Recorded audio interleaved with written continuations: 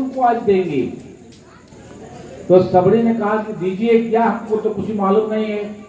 तो गायत्री महामंत्र, मर्यादा पुरुषोत्तम राम ने गायत्री महामंत्र सबरी को सिखाया। क्या सिखाया? 9 प्रकार की भक्ति, नवधा भक्ति कहते हैं। रामचरितमानस में नवधा भक्ति है। पंडित लोग उसको नवधा भक्ति, जब किसी को कोई बड़ा रोग हो जाता है, कोई ग्रह गोचर हो जाता है, तो लोग कहते हैं कि नवधा भक्ति की कथा सुना देंगे तो ठीक हो जाएगा। वो स्वयं नहीं समझते हैं। तो नवधा भक्ति क्या है? गायत्री के 9 अक्षरों की व्याख्या है, 9 शब्दों की। सबरी को भगवान राम ने सिखाया। आजकल बहुत जगह लोग कहते हुए सुनेंगे आप, महिला को गायत्री मंत्र नहीं पढ़ना चाहिए, जबकि गायत्री माता स्वयं महिला है, तो महिला को नहीं पढ़ना चाहिए। हाँ, तो भगवान राम ने सबरी को ही दीक्षा दिया, गायत्री महामंत्र की दीक्षा सबरी को दिया और कहा इसी से तुम्हारी मुक्ति हो जाएगी। सबरी के गोद में ही प्राण छोड़ती थी। भगवान राम के गोद में सबरी का प्राण छूट गया और भगवान राम ने उसका दाह संस्कार भी किया। पूरे इतिहास में 2 उदाहरण मिलता है रामचरितमानस में, एक गिद्धराज को, जटायु को, एक सबरी को। 2 आदमी का दाह संस्कार भगवान राम ने स्वयं किया। तो नवधा भक्ति गायत्री के 9 शब्दों को बताया। आइए हम छोटे छोटे शब्दों में आपको बता देंगे। यही गायत्री महामंत्र है।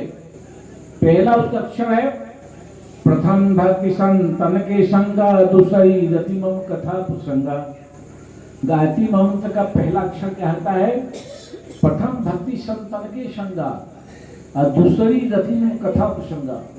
अर्थात अच्छे लोगों के साथ रहिए, सज्जनों के साथ रहिए, दुर्जनों की संगति कभी मत कीजिए, बुरे लोगों की संगति कभी मत कीजिए और अच्छी बातों को सुनिए। कथा प्रसंग का मतलब क्या होता है? अच्छी बातों को सुनिए। सत्संग का मतलब क्या होता है? जहां सत्य बोला जाए उसको सुनिए। आज कैसे उपलब्ध होगा? अच्छे लोग कहाँ मिलेंगे? अच्छे लोग यदि नहीं मिलेंगे तो अच्छे लोगों की लिखी हुई किताब हम लोग पास तो मिलेगा। गीता मिलेगा, रामायण मिलेगा, महाभारत मिलेगा। हमारे गुरु जी ने 3200 साहित्य लिखा है। अखंड ज्योति जी पत्रिकाएं हम लोग बांटते हैं। तो अच्छा सा साहित्य आप पढ़िए तो अच्छे आदमी से संपर्क हो जाएगा। और साहित्य को पढ़ेंगे उसमें बहुत सारी कथाएं, तो कथा का भी लाभ आपको मिल जाएगा, है ना? इतना बड़ा काम आपको घर में हो जाएगा। इसलिए हिंदू धर्म में कहा गया है, हम लोग पूजा पाठ का महत्व भूल गए। कैसे भूल गए? अब हम लोग पूजा का अगरबत्ती दिखा दिया, धूपबत्ती दिखा दिया, पूजा हो गई। नहीं, पूजा का नियम है कि 15 मिनट यदि आप पूजा करते हैं तो 15 मिनट स्वाध्याय भी कीजिए, पढ़िए, वो चीज पढ़िए। बिना पढ़े स्वाध्याय किए पूजा सफल नहीं होती। इसलिए आज हम दुनिया भर का पूजा करते हैं, दुनिया भर रोज मंदिर बन रहा है, लेकिन उसका लाभ नहीं मिलता है। जब लाभ नहीं मिलता तो आदमी नास्तिक हो जाता है। तो भगवान ने 15 मिनट पढ़ना है, 15 मिनट स्वाध्याय कीजिए, 15 मिनट पूजा कीजिए। जो भी पाठ करते हैं, मंत्र जाप करते हैं, तब आपकी वो पूजा हुई, वरना वो पूजा खत्म हो। गुरुपद सेवा पंकज तीसरी भक्ति अमान। अपने हिंदू धर्म लिखा गया है कि आदमी को किसी को गुरुमुख होना चाहिए। हमारे यहाँ जो हिंदू धर्म में जो गुरुमुख नहीं होता है उसको कहते हैं निगुरा।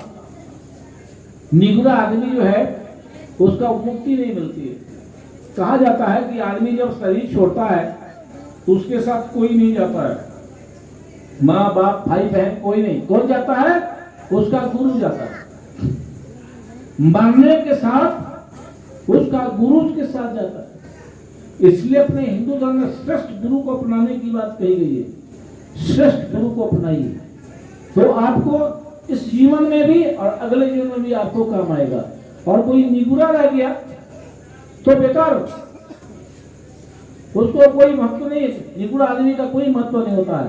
इसलिए निश्चित रूप से एक अच्छे गुरु को वर्ण करना चाहिए, आध्यात्मिक गुरु जो हमारे जीवन को आगे ले चले, है ना? गुरुपद सेवा पंकज तीसरी भक्ति अमान, चौथी भक्ति मम गुण गण करई कपट तजिगान। गुरु की सेवा करते हुए चौथी भक्ति क्या कहता है? निष्कपट होकर भगवान का प्रार्थना करना, मतलब पवित्र होकर के, निर्मल मनजन सोमई पावा, मोह कपट छल छिद्र न भावा, बिल्कुल निष्कपट होकर के जो परमात्मा को याद करता है। यह गायत्री महामंत्र का चौथी प्रेरणा है। पचतम तमशील सब कर्मा नियत निरंतर सज्जन धर्मा, कहता है षठतम शील विरति सब कर्मा नियत निरंतर सज्जन धर्मा। जो 1 मिनट 2 मिनट नहीं, जो 24 घंटा अपने बुराइयों से बचता है और अच्छाइयों को ग्रहण करता है, ये गायत्री महामंत्र की दीक्षा है। हम लोग सोचते हैं कि पूजा कर लिया, 5 मिनट काम खत्म हो गया, फिर जैसा बुझा वैसा जीवन जी, नहीं। 24 घंटा, इसी का नाम है तप, इसी का नाम है योग, इसी का नाम है ज्ञान। क्या है? 24 घंटा आप सावधान रहिए।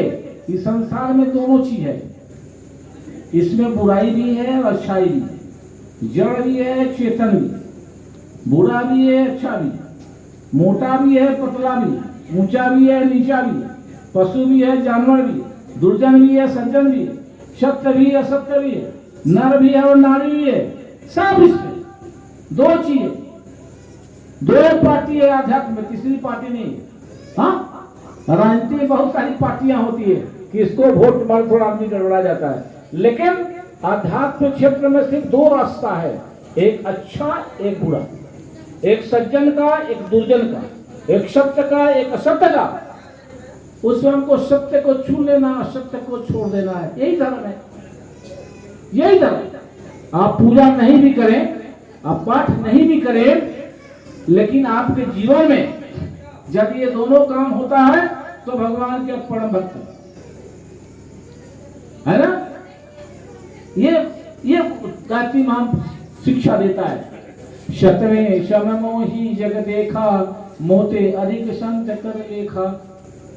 सब जीव में परमात्मा को देखना, सब जीव में, हाँ, आदमी में भी और बकरी में भी और मुर्गा में भी और मुर्गी में भी। बौलिसा में भगवान नहीं रहता है, मछली में भी परमात्मा हरि व्यापक सर्वत्र समाना, प्रेम के प्रकट हुई में जाना। भगवान हर जीव में बैठा है। आप किसी जीव की हत्या करते हैं तो भगवान की हत्या करते हैं।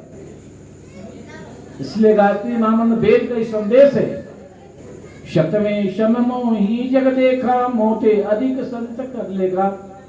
जो परमात्मा को सब जगह देखता है, परमात्मा उसको सब जगह देखता है। हाँ, अठमा जथाला न संतोषा, सपनों में देख रही परदोषा। कभी भी अपना समय को परनिंदा में बेकार नहीं करना चाहिए, असंतोष पूर्वक जीवन जीना चाहिए। हमने जो मेहनत किया, परिश्रम किया, उसका फल आया, उसमें संतोष होना चाहिए आदमी को। और नौ एक जिनके होई, नारी पुरुष लाकर कोई। छोटी सा प्रिय भावनी मोरे, सकल प्रकारी भगति के तोरे। कहते परमात्मा कहते, उसको सभी को समझाते हैं कि 9 लक्षणों में एक भी किसी के पास होगा तो हमारा भक्त होगा, हमारा बहुत प्रिय आदमी होगा। और तुम्हें तो 9 लक्षण है, 9 एक हो जिनकी होई। पहला नारी है, नारी पुरुष सचराचर कोई। जो अतिशय प्रिय भावनी मोरे, सकल प्रकार भक्ति दिल तोड़े। हाँ, तो ये गायत्री महामंत्र का ये विशाल विराट रूप है। और इसी की व्याख्या में इतना कुछ लिखा गया है और इतना कुछ किया गया। और जैसे इसकी साधना आप करेंगे, आपकी बुद्धि निर्मल हो जाएगी, आपका मन निर्मल हो जाएगा, प्राण शक्ति आपका विकसित हो जाएगी, राधि व्याधि रोग जितना कुछ है वो सब समाप्त होता हो चला जाएगा। आज इसकी साधना हम छोड़ दिए। वास्तव में सूर्य भगवान की साधना है। गायत्री महामंत्र के देवता सविता भगवान सूर्य। अब जैसे गायत्री मंत्र पढ़ते हैं वैसे सूर्य की शक्ति आपके शरीर में प्रवेश कर जाती है और नाना प्रकार की बीमारियों को समाप्त कर देती है। इसलिए हम आपसे यह आग्रह करेंगे कि निश्चित रूप से जो भी